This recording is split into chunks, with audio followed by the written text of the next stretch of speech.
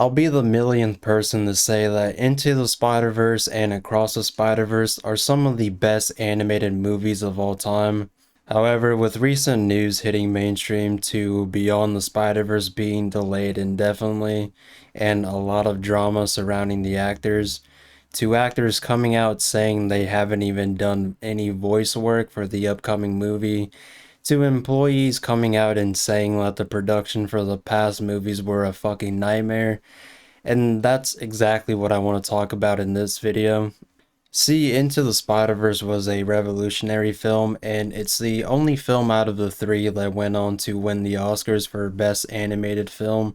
And this film was made for the sole purpose of reviving Sony's animated studios because they were well known for making some pretty mid animated films before these movies started coming out.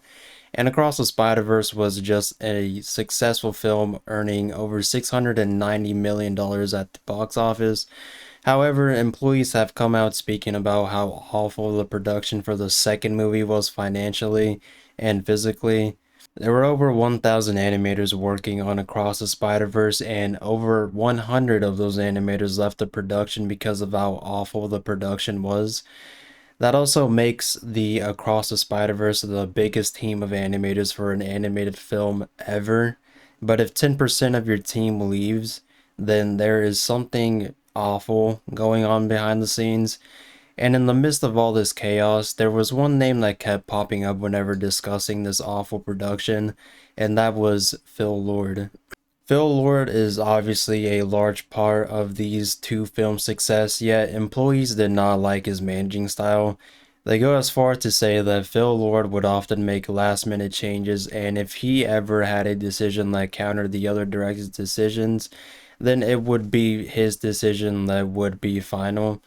This is a huge problem for the animated team because these last minute changes would often happen to fully rendered shots. That means anytime they had to redo these last minute changes, they would have to start from scratch, having to do the lighting, color grading, sketching, all from one man's decision.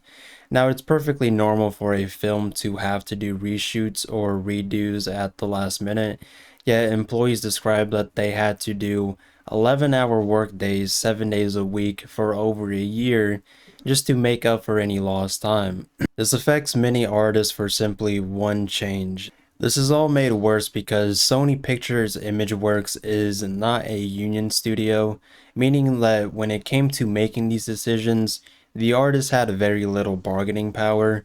But these employees couldn't just simply leave. Most of them were relying on the overtime to make ends meet. This made the production more of a living hell, giving the artists the stress of fearing their financial stability.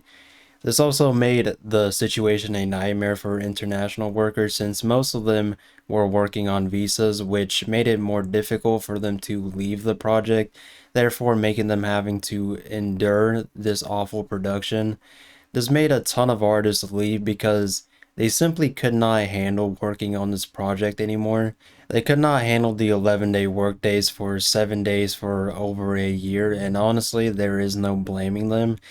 There have been many rumors of Beyond the Spider-Verse being in production during the making of Across the Spider-Verse.